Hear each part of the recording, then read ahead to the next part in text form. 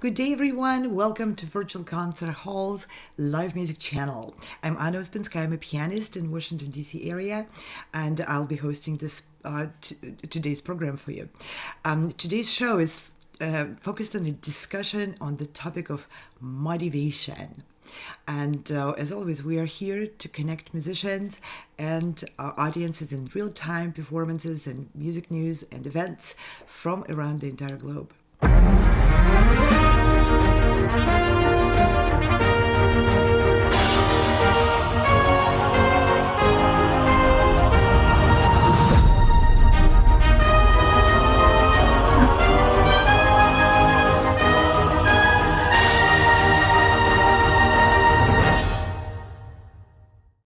Throughout the season, we host dozens and dozens of events, which are designed with the aim at helping musicians get forward with their own goals. For some people, the next step may be to perform at the prestigious venues like Carnegie Hall, or to play a concerto or perform an aria with the orchestras from different countries, or maybe they are looking to win a scholarship to attend a program with a particular teacher somewhere, or attend masterclass. Maybe they're looking to record and get their album published, or to have their newly composed music performed and published with an ensemble or orchestra or solo. So the goals are different, but together with many organizations from many different countries, we're putting our efforts in this channel and channel those efforts towards supporting and providing opportunities for all of those different goals. There's a lot of opportunities out there.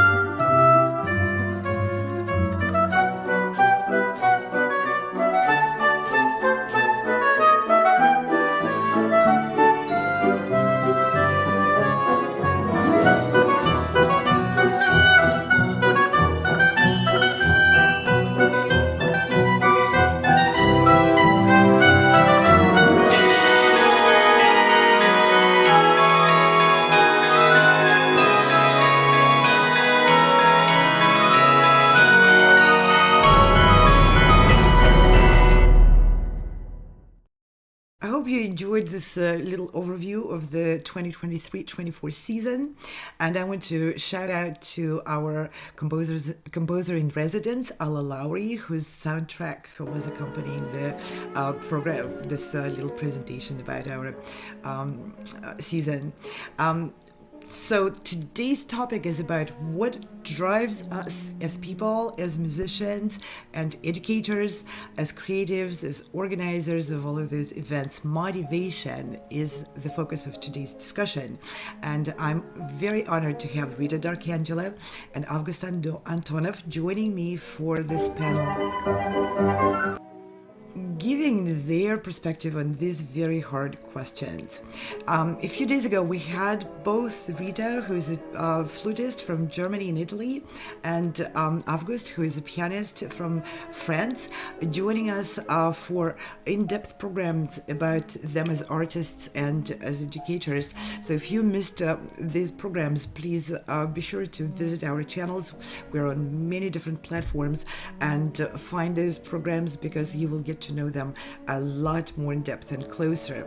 To introduce to you the participants of our today's discussion on motivation, what's the better way to introduce a musician than through presenting their music, their performance? So here are performances by Rita D'Aracangelo and Avguste Antonov.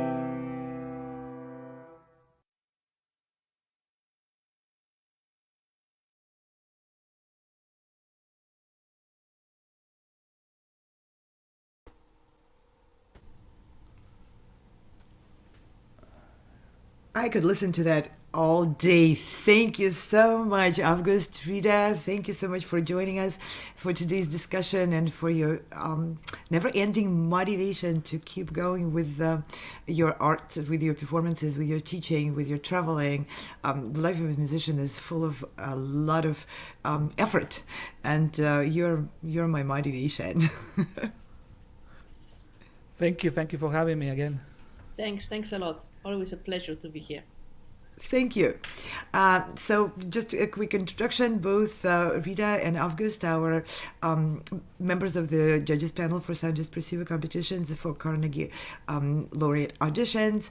And Rita is also music director for the upcoming laureate flute ensemble program, which will be hosted in New York in July with a performance at the Carnegie Hall. And Avguste is our honorable judge for the upcoming Rachmaninoff competition, which will include performances by members of the panel and orchestras, and great prizes for pianists and vocalists, which is coming up early in the spring.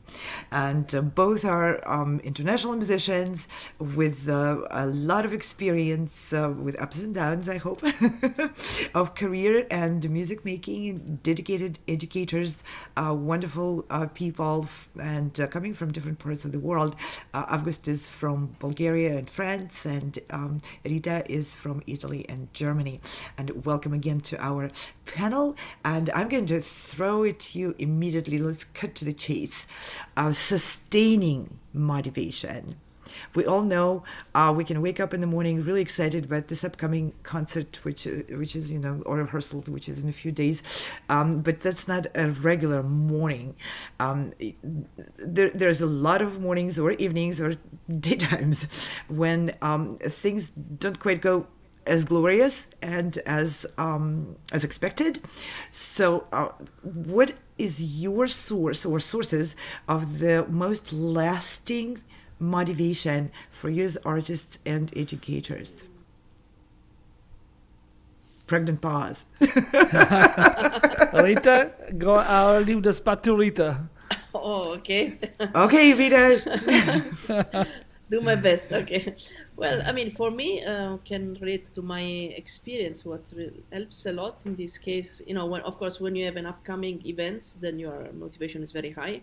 But then there are moments, everybody experiences this, that you don't have so much happening, no? So I try to have longer time goals. So for example, when I have a time that is not so much happening, I try to say, okay, what can I do productive, maybe for a long term, like to learn a new concerto, to learn something new, to use this time to learn new stuff, that I can use later. This helped me a lot, especially in COVID time, for example, or also in other time which I don't have so much happening. Then later, and start to think about a new project, for example, a new recording, if it's possible, or maybe for students could be a new project, new concert program, or looking for new competition, for example. Try to always have some motivation, even in long terms, even if it's not now, maybe for next year. And I think as an artist, it's very important, because we live on this constant, challenging also, and try to learn new stuff, probably, to discover new possibilities.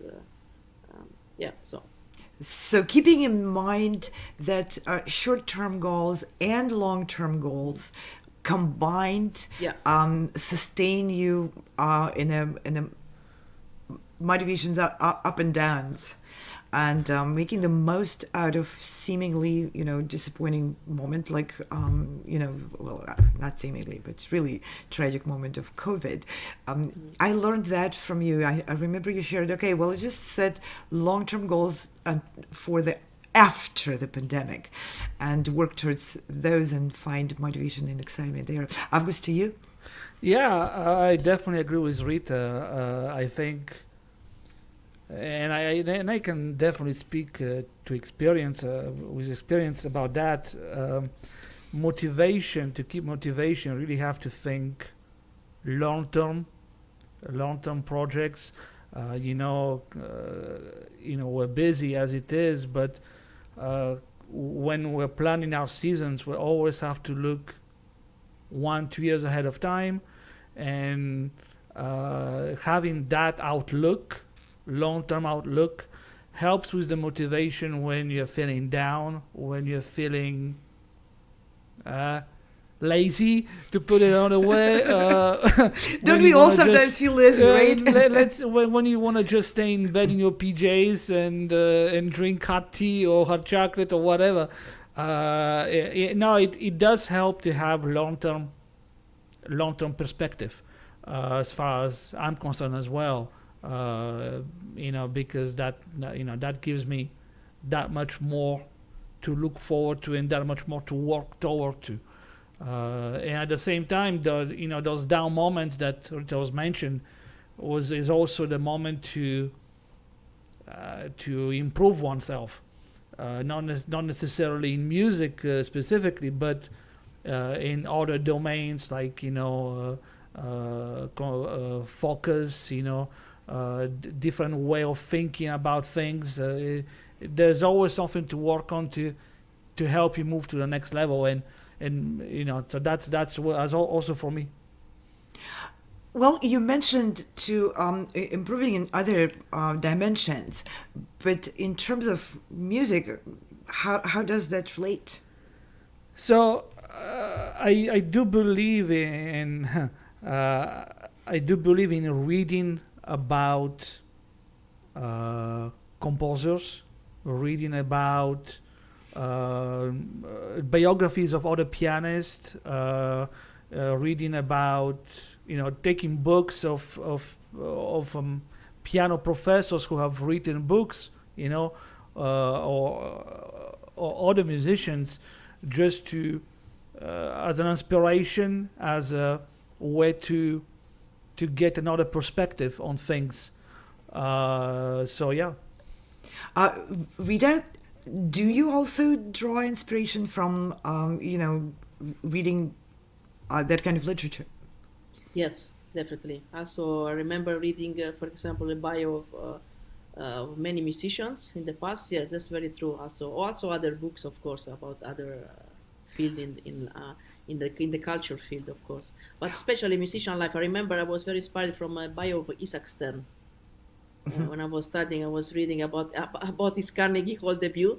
That stepped in my mind about and other things, all the it's very, very, very fascinating. Absolutely, I agree. And also about composer, sure, it's very important. Also, I think it's part of our education, to know about what the composer, the present, the past, the music. It's such an incredible art, that gives us the motivation.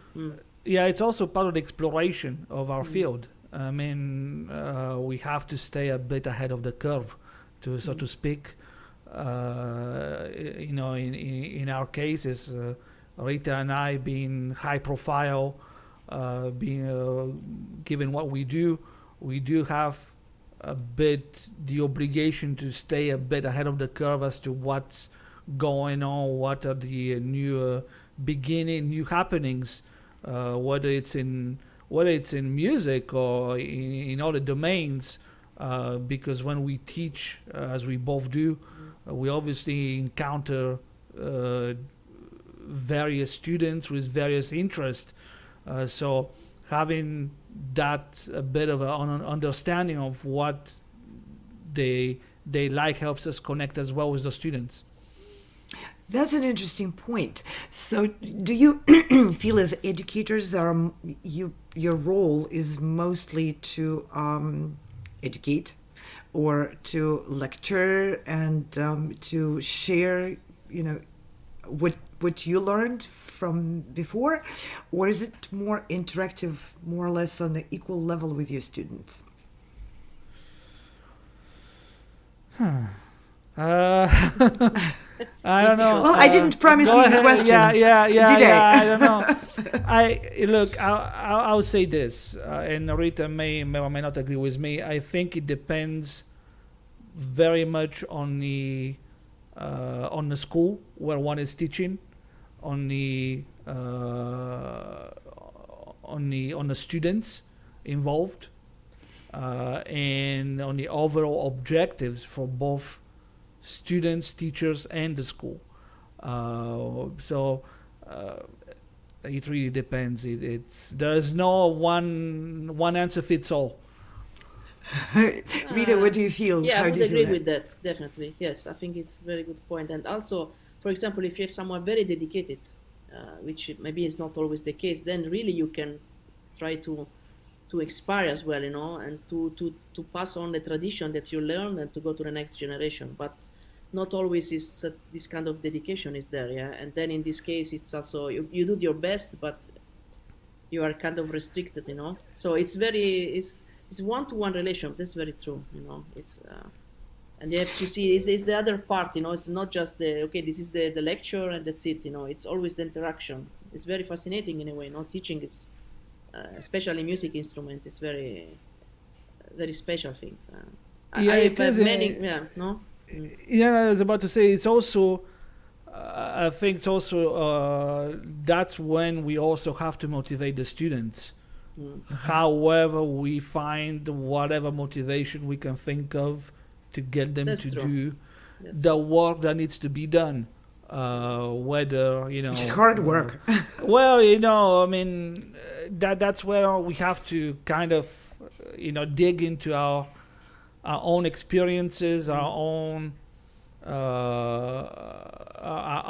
history, and come up with some type of motivational speech or whatever for the students.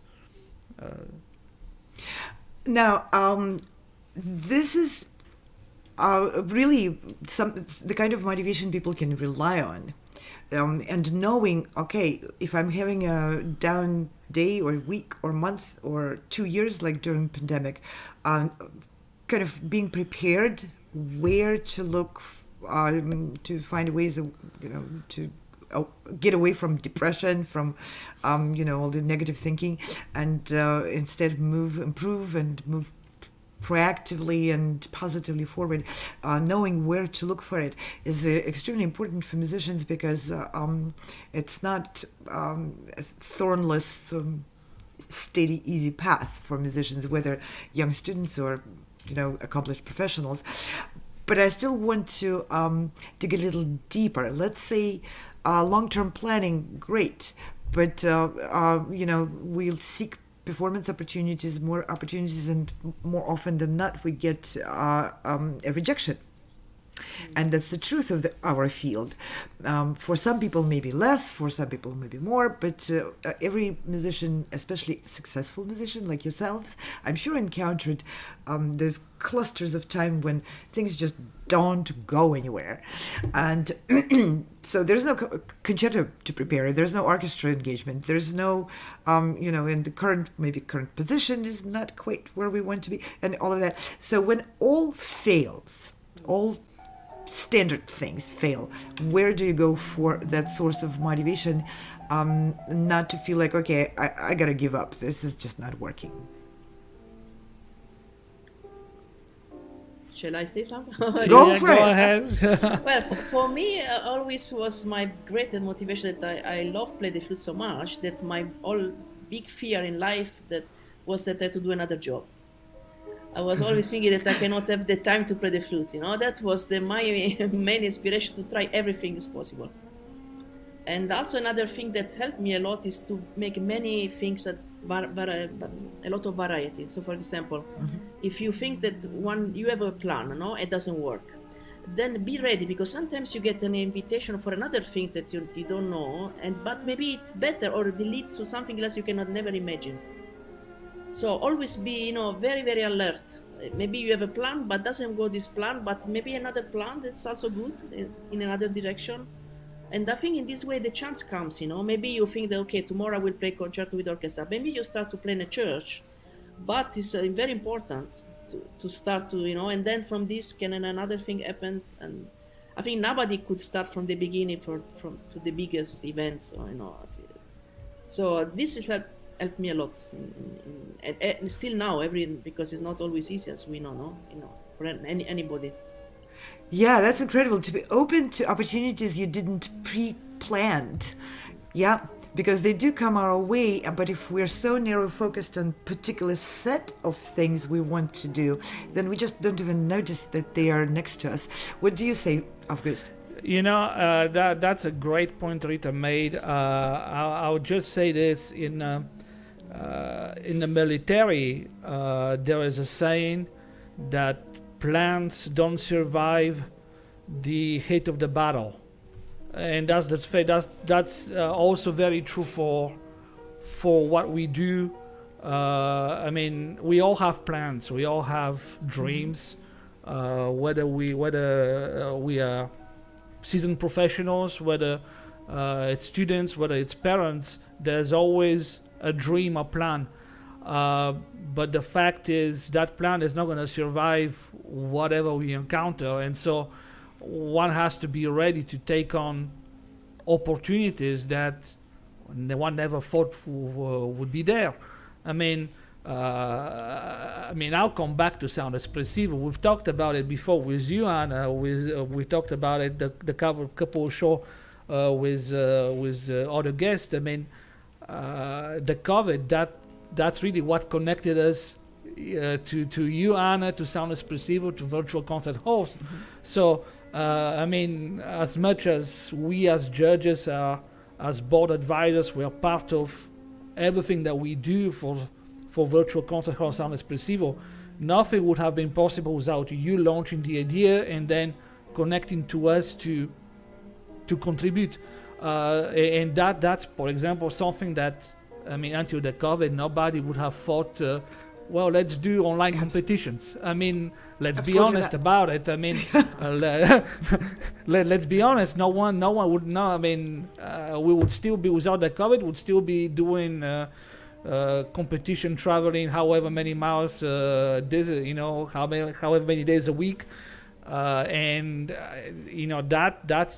that's a perfect example of an opportunity that nobody could plan. Yeah. Nobody planned for it. Yeah. And here it is. We are here 3 years later, and that's the perfect example. Yeah, thank you for that example. I forgot how we started out of not being able to do it the way we have done it because of the desperate event, which just shut us all off.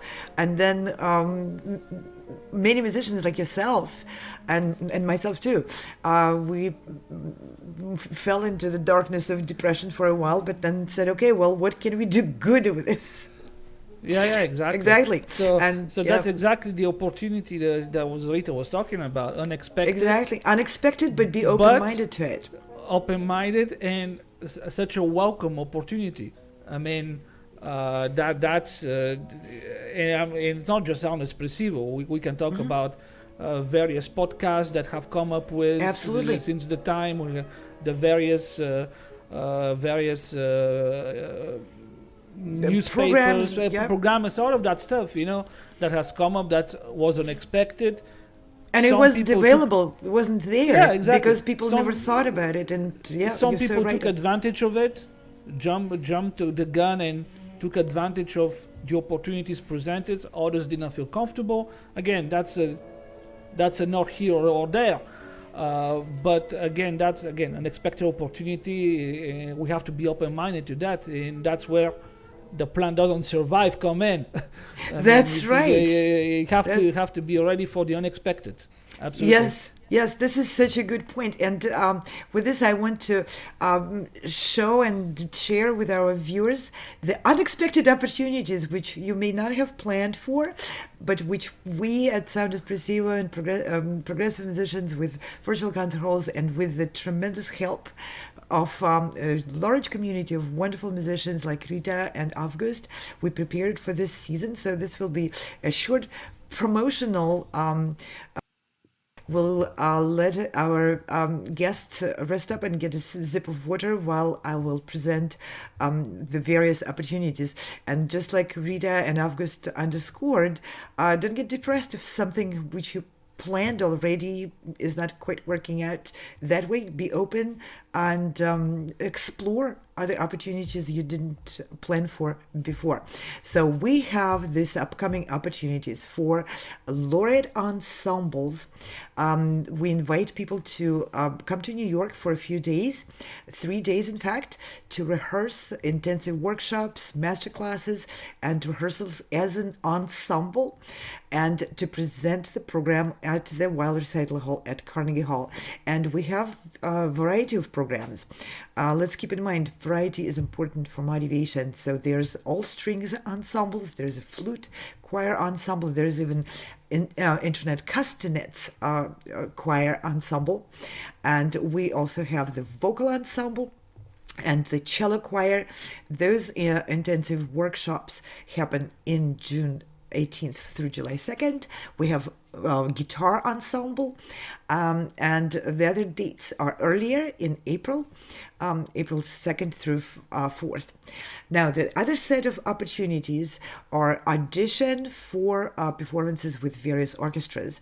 This is a call orchestra project which we started last year, and we had a lot of good feedback and success, and wonderful people joining us for this project.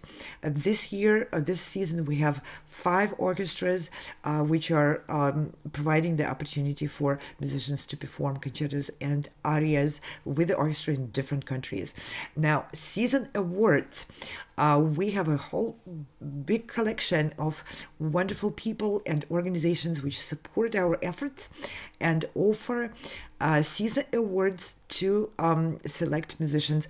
Now, what season awards means, you can enter any one of the auditions or competitions throughout the season to be eligible for these awards, which you see on screen. For more details and information of what these awards are and who is eligible, because some of them are for cellists, for pianists, for more mature musicians, for younger musicians. So there's a variety in there. Please visit the awards tab on the soundexpressivocompetition.com website and learn more. There are awards for variety of goals. And we are live every day at 12 noon Eastern Standard. And this on screen, what you see is upcoming program with the music films which our company produced about Beethoven symphonies.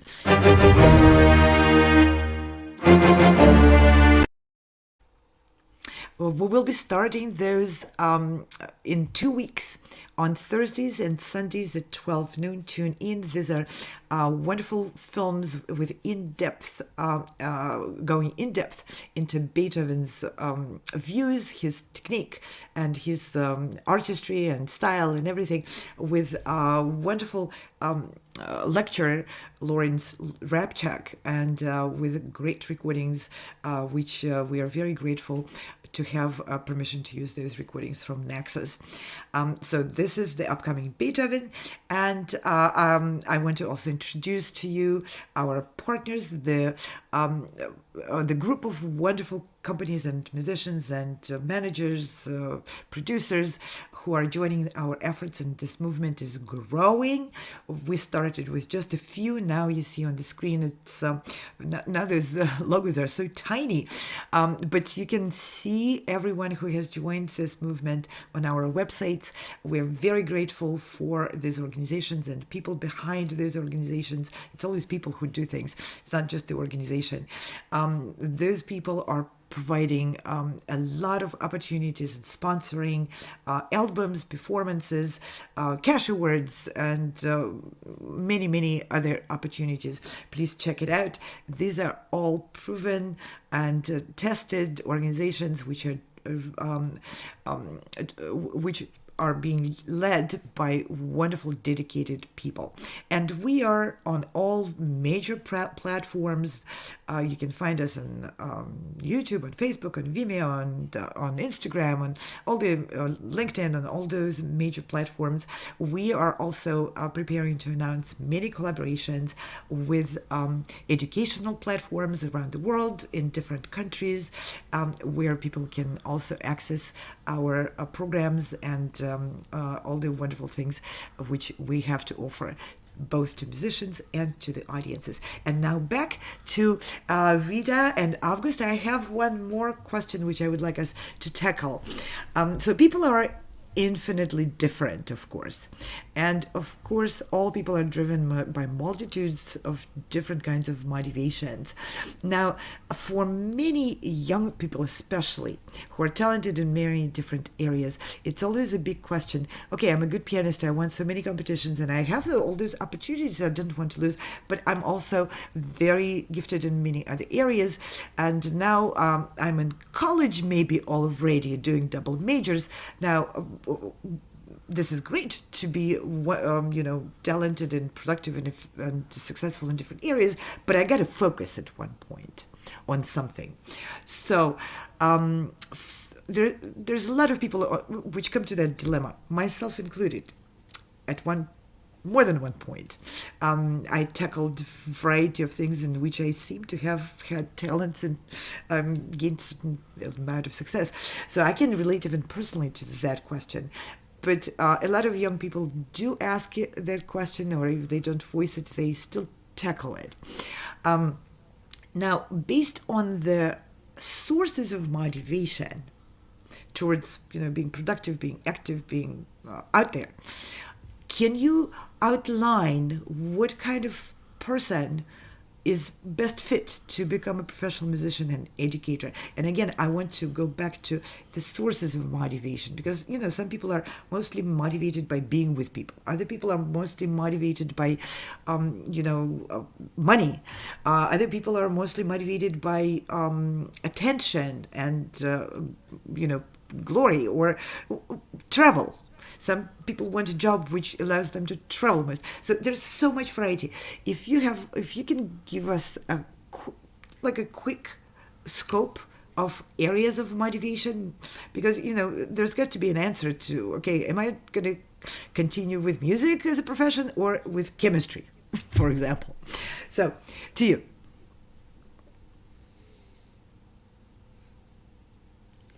I'll Go let, first, go first. Okay, Avguste, you go first. Okay, fine. Okay. Look, that's that's a deep question. That's gonna take many hours on discussion. Let's write a book about it. But before we do, So I think we have to make a difference in the type of motivation we're talking about as well. We have the extrinsic motivation, which is external rewards, trophies, money, social recognition. You have the intrinsic motivation, which is what one person is challenging her or himself, and then you have a family motivation.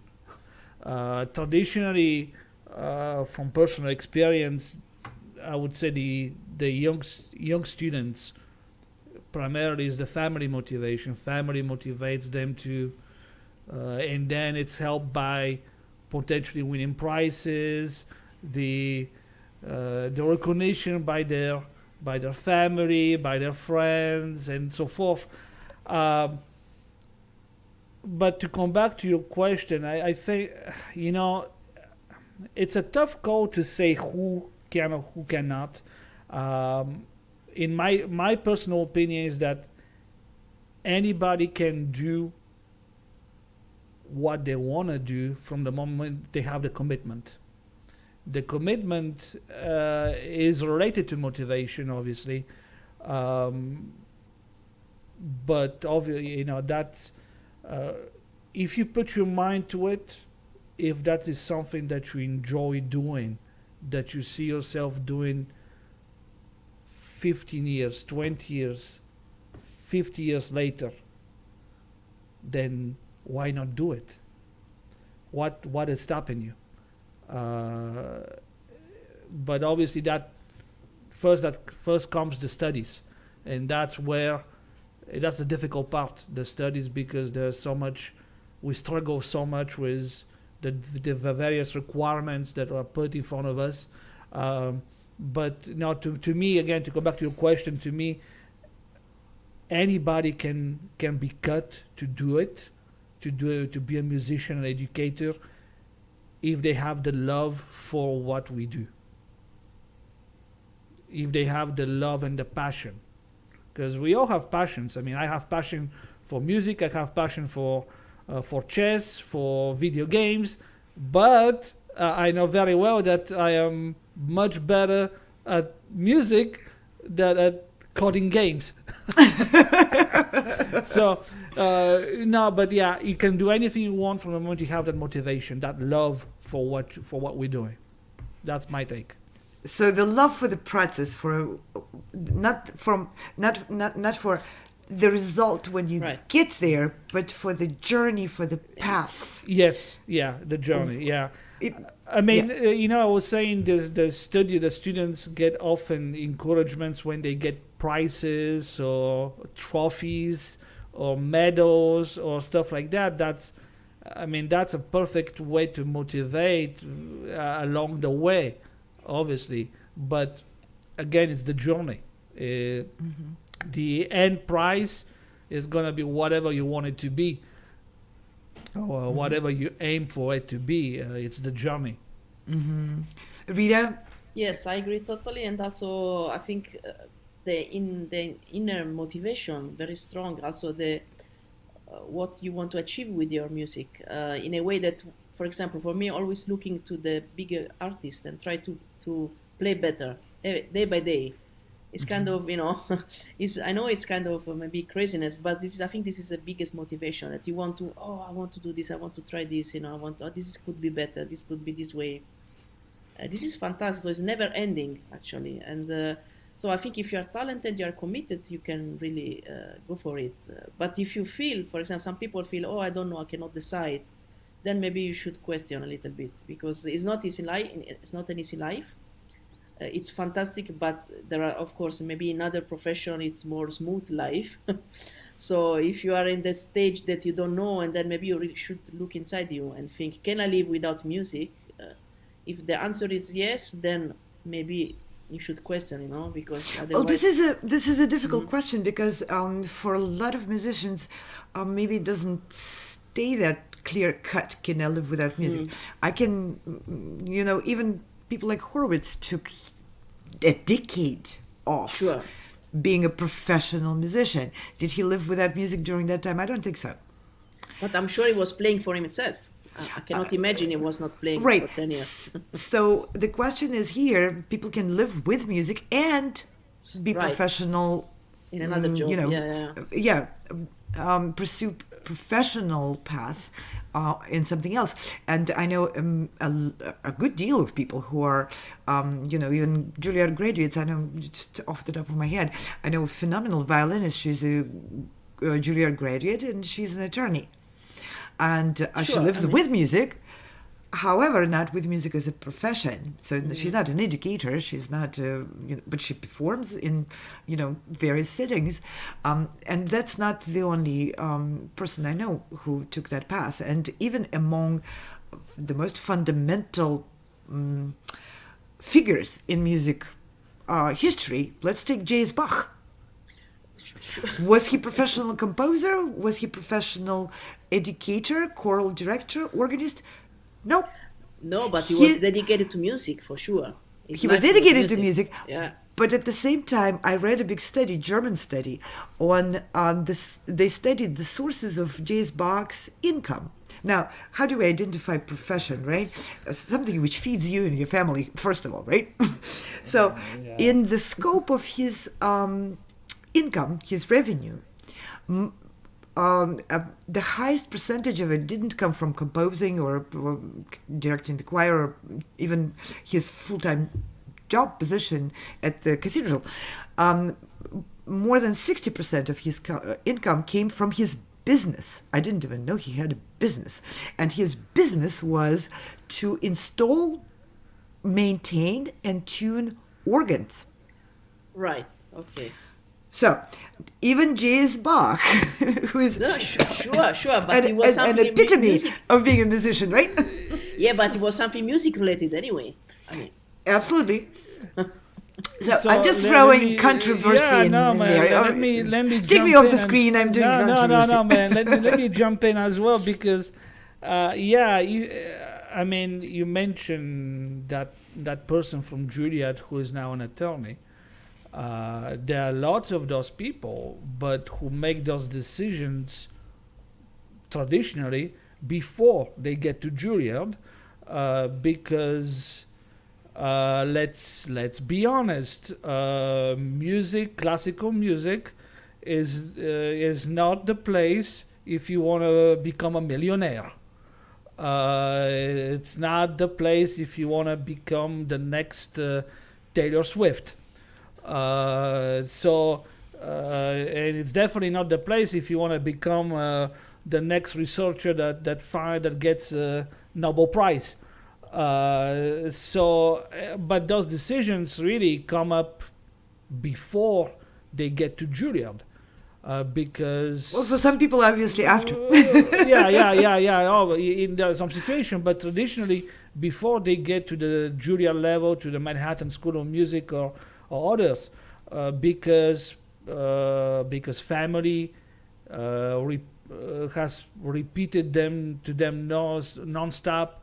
To make a good living, you have to be a doctor, or you have to be a dentist, or whatever. So yeah, it's true that if you're looking for to earn a 5-figure income, maybe this is not the field. Depends on what you do in the field. So ambition. But ambition translates in different forms. That's true. Ambition translates in different forms. True, we all work in the music business. One, because we love it. Two, we're paid to do it. Let's say the way it is. I teach in a conservatory. I'm getting a salary. Rita is maybe in an orchestra. She's getting a salary. It's the same deal. We're getting paid. But we do it also because we love it, because we're dedicated to it. And so you can make a good living, a comfortable living, and having that motivation, motivation to be better, to get better, doesn't enter into conflict with anything else. Oh yeah, this is such a good point. It is not in conflict. It is actually goes in sync. And I've noticed from my experience, most of the time the motivation is elsewhere, and that's what actually helps people be successful and land good jobs and good engagements and prospects, and to earn a comfortable living. Yes, you can earn a comfortable living being a professional musician, but that's given the fact that your motivation lays deeper in the desire to walk the journey of becoming a communicator through music. Well, yeah, there's also the cases of people switching to music because they failed at something else. That's probably not the best way to land in the music business. No, it's not. It's not. But you got those people as well, that found their calling, or what they think is their calling, after a crisis, and yeah. But yeah. I'll stop there. I'll let Rita. No, it's very interesting. I agree anyway. We raised on our journey through this program, we raised a lot of brain chat topics, and we need to come back to those. But for today's program, I think we need to observe the time. Everyone is busy, and I'm sure both of you have tons of things lined up right after.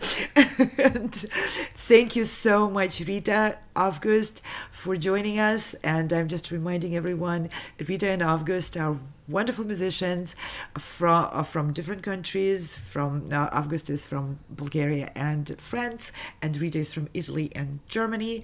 They are members of our distinguished panel of judges and our wonderful collaborators and supporters of many, many projects for Sound Espressivo and virtual concert halls.